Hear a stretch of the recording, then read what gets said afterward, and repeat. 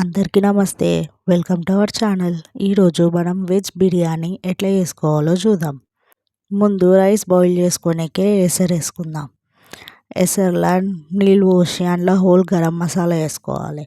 వేసుకున్నాక ఒక చెంచా అల్లం వెల్లుల్లి పేస్ట్ వేసుకోవాలి. అట్లనే కొంచెం కొత్తిమీర, ఒక చెంచా ఉప్పు, 2 చెంచాల ఆయిల్ వేసుకొని మంచిగా కలుపుకొని మూత పెట్టుకోవాలి.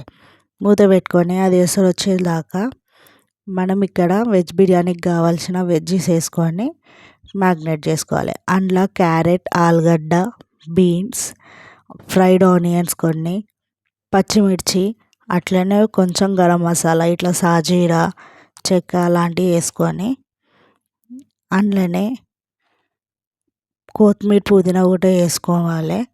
కొత్తిమీర, పుదీనా వేసుకున్నాక కొన్ని టమాటా ముక్కలు, 1 స్పూన్ అల్లం వెల్లిగడ్డ వేసినాక పసుపు, కారం,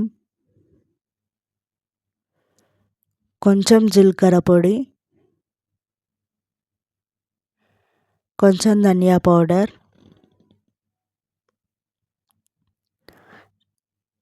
ఉప్పు,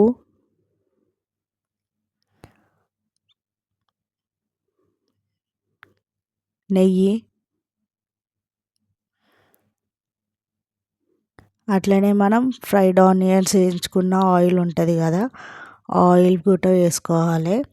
ఆయిల్ వేసుకుంటే ఫ్లేవర్ మంచిగా వస్తుంది అన్నమాట. ఇంకా ఇప్పుడు అందులోనే పెరుగు వేసుకున్నాక వాటన్నిటిని మంచిగా కలుపుకోవాలి. మొత్తం మసాలా అంతా మంచిగా పట్టేటట్టు మంచిగా కలుపుకొని కొద్దిసేపు వాటిని పక్కకు పెట్టుకోవాలి మ్యాగ్నేట్ అయ్యేంతసేపు.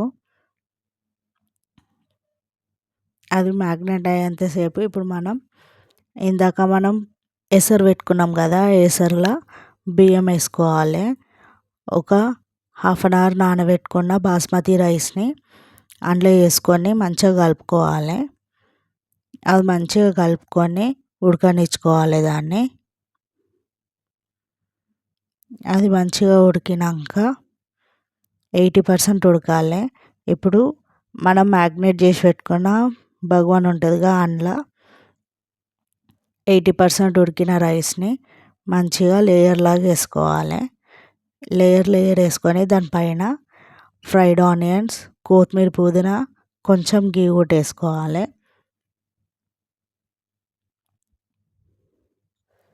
అట్లా లేయర్ బై లేయర్ వేసుకుంటూ ఉండాలి మనం. లేయర్ వేసుకున్నాక దాని మీద ఫ్రైడ్ ఆనియన్స్, గీ, అట్లనే కొత్తిమీర, పుదీనా కూడా వేసుకోవాలి.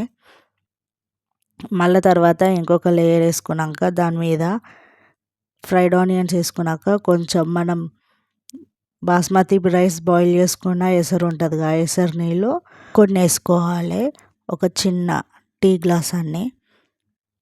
తర్వాత దాన్ని టిష్యూస్తోని కవర్ చేసుకొని దమ్ వేసుకోవాలి. ఇట్లా దమ్ వేసుకున్నాక 8 మినిట్స్ వరకు హై ఫ్లేమ్ పైన 8 మినిట్స్ హై ఫ్లేమ్ పెట్టినాక ఒక 5 మినిట్స్ లో ఫ్లేమ్ మీద పెట్టి స్టవ్ ఆఫ్ చేసుకొని సర్వ్ చేసుకొని తినడం. వెజ్ బిర్యానీ రైతా కాంబినేషన్ అయితే మస్తు ఉంటుంది. ట్రై చేసి చూడండి.